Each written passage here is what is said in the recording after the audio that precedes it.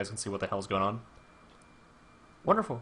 Alright, so we have up here in the 12 o'clock position on Metropolis, Damn Good, hailing from Renegades of Hell. He is our Blue Terran, he is our, I don't know, our Terran player this match. And his opponent spawning in the 6 o'clock spawn down in the bottom, very, very bottom of the map. It is Scion from Metagamers, the Green Zerg. I love these spawns because you can instantly tell how to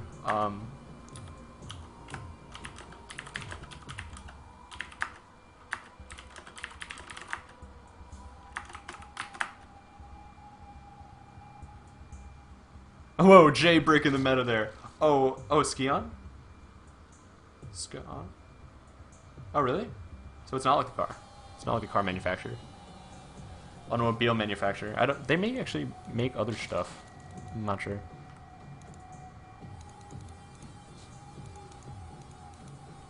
Let's see. Imagine if you would just like there would be somebody that somebody out there that commentates Korean ladder play, and every match you would just be like, up here, spawning in the 9 o'clock position on Antigua Shipyard. It is I, and his opponent. Whoa, whoa, whoa. What is this drone doing? Oh, he's checking for proxies, most likely. Yeah. I like the fact that he's being active like this. And checking that position first. The other position, of course, is like right here, which is just barely out of the range of this watchtower. That's a very nice scout pathing. I like Scion, our Zerg player already. We do have gas coming out here for Damn Good. Gas openings and TBZ have kind of like bitten the dust. I'm interested to see what he's going to pull off here. I think the one thing, like personally, the one build that I would consider viable at this point that involves gas at 13 is some sort of medevac pressure, like medevac Marine Hellion. Anything else just really doesn't hold its weight. It's not. I don't want to say it's not viable. It's just not as effective in opening as either gasless FEs or some sort of gas after CC play. Nope. Alright, so he does get out of there. All is well and fine in Zergland. Unfortunately, he doesn't see all that much. Knows that there is no command center, but at that time, you really couldn't have a command center down unless it was a CC first. Which was nixed by the fact that he's got 2 depots and a barracks. Meanwhile, over in Drone Land, there are actually 2 Zerglings being produced. Most likely these will be just to grab the watchtowers, possibly poke up a little bit here. Get some info. Yeah, there's a reactor going down this barracks. Oh, it's going to be a reactor expand. This is... I actually like it. So this is a 15... this is a really old build, by the way. And this definitely is viable. So, you get a gas at 15 supply. I think this gas was at 14, so it's okay. You get 2 Marines. You get a reactor after those 2 Marines. So then your factory, you can get a factory out a little bit faster than you could if you went for a gasless fast expand into double gas. And you get your map control a little bit sooner. It's good for larger maps like Metropolis, so I take that back. I like the fact that he went for this build. Most likely we will see him follow us up with a starport and medevac production, not Banshee. Cloakless Banshees really don't do all that much. Considering the fact that like Queens are so reliable in terms of anti-air, and there's really no reason not to make them. You have to have them to inject at least. And as long as you have 2 Queens in X spot to defend against the Banshee, the Queens will kill the Banshee. Unless you could like have god-awful micro, like you could be the best, except with your Queen control. By the way, the best has been streaming recently. If you are fond of awesome name puns, definitely check out his stream. So there is a starport coming down, and we see no tech lab here, so most likely I will be right, in which case I'm happy, because it makes me look smart.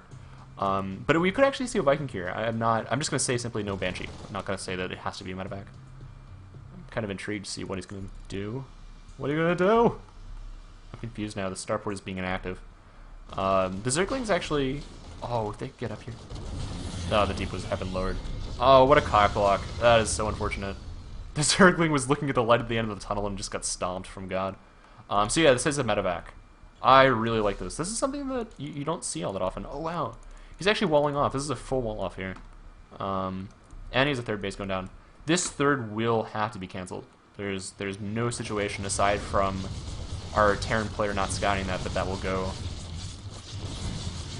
unharmed. Nope. Queen's trying their best to take those rocks down, but unfortunately it will not help the situation. And despite the range buff, they do not... they're not in a position to... Oh wow, this is actually quite poor. He needs to pull drones or save these queens or something, because the medevac is still being rallied in, and that's gonna... Whoa. Whoa, that was just... funny decision-making there by our Zerg player. Now he has absolutely no units on the map. 20 Lings are in production, and speed will be finished relatively soon. Drones have finally been pulled here, but they're really blocking the Lings from getting a couple shots in. Alright, so that was some nice control. Alright. Alright, it's okay. It's okay, guys. Terran will actually be cleaned up. He picks up absolutely no units in that medevac. And worker count, both players pretty even, but with a third base here from our Zerg player, he's in a good spot. I would even posit him to be in an even better spot than his opponent. There, I said it. However, continued unit rally, not really doing all that much for the Terran player. And Zerglings, just following the medevac. This is like a dog chasing a bone or something. That's really funny. Alright. So right now, so why would I say the Zerg player's ahead? The Zerg player's ahead not only because he has this additional base, but there's no stim, there's no siege mode, there's like nothing, there's no tech. He simply has 111. He has his initial production underway. Unless he can do a fair amount of damage with this composition here, he's going to be in a bad spot. Let's see. So our Zerg player is already working on his carapace upgrade. Unfortunately, his queens died. That is something that is regrettable. And worker-wise, he's still in a like slight lead. But he doesn't really have the production right now. He's putting down a Bailey Nest and an Infestation Pit, but yeah, that really won't help him deal with this force that is looking to kill his base. Oh no, never mind. I am missing something horrible. There's actually no excuse for that. I'm quite sorry. But I hope to provide you with flawless observing in the near future. This is a lot of Hellions. 2 queens with these Zerglings can deal with this in theory, but he needs to pull drones in order to tank for these. Oh no, you need to get them out of there. There we go. He's waiting on the Bailey Nest to complete. Oh. Actually, with the surround here, the queens focus firing some of the Hellions down. Nicely done. With that new wave of Zerglings, he does manage to take it without the need and assistance of the Bailey Nest. Yeah, an additional medevacs isn't going to help him here because he doesn't have all that many bio units. It's a primarily Hellion force.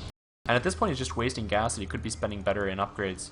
Look how many minerals our Terran player has. This is unfortunate. It's actually 250 or so for him right now, as he said in chat before the game started.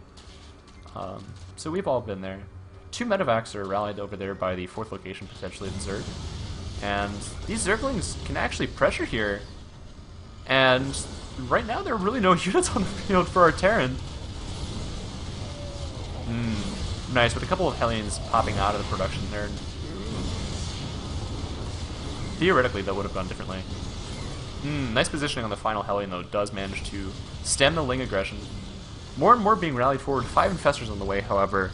And this is having the 3 base uncontested really paying off for him, because he can get the additional unit production from it. I mean, he's producing a combination of drones and Zerglings for the past little bit. If he didn't have that 3rd base, if he didn't have those larvae there, that is now being fueled with a queen. Not 1 queen, but 2.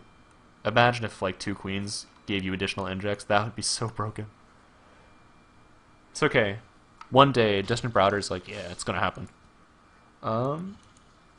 Let's see. This Overlord really isn't being all that active. The Lings did manage to scout the 3rd CC going down, though. And worker-wise, both sitting pretty even, and that advantage that is actually going to be given to the Terran player in this situation. Continued Hellion production, I'm not sure how I like that without Blue Flame. They're just going to kind of eat supply at this point, because he's going, like, I mean, look at how many medevacs he has on the field. That is a ridiculous amount of energy. You really want additional barracks production eating up those minerals instead of, like, your constant 200 being dumped in Hellions. Oh, and this 4th base is going to go uncontested because he didn't see that drone. Oh, Funko goes down on everything. Oh, and the medevacs! All 6 of the medevacs, no! Or 7, well, holy shit. That is a lot of medevacs that are gonna go down. There's still 1 Funko left. Oh. Yeah, Terran just lost 40 supply. And 14 of that was pure medevacs. That is not it's not a happy day to be a Terran player, as MG is now looking in an obscenely good position to take this to 4-3. Imagine if he had 7 more medevacs there. That wouldn't have even been close.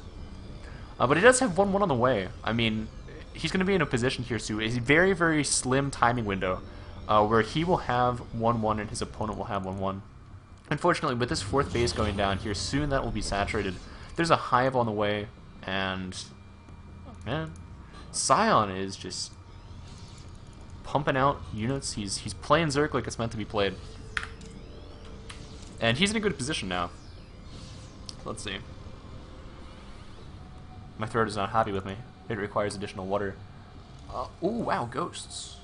Interesting. Is Mobius Reactor completed? I did not see that in the upper. No. Alright. I really like this.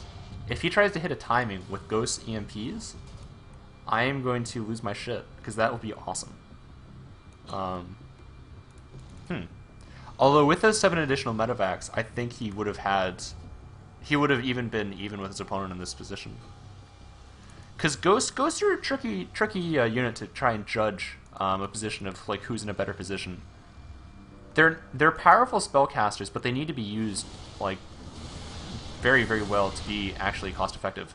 Oh no, the bunker! There are no Marines there. Oh my god, all the SUVs. Oh, and he's even sending in half of his lings into the natural. With this, however, our Renegades of Hell player is pushing, and this could do significant damage here. 38 lings are in production right now, so he needs to be careful not to get surrounded. This Lone Infestor out here does get a fungal growth. I love the Infestor spread, though. Snipes goes down on that one. Oh. Continued Funkles aren't really doing all that much, considering it's just Ghosts and Marauders, and they have a pretty high health pool. Here come the remainder of the Infestors, though.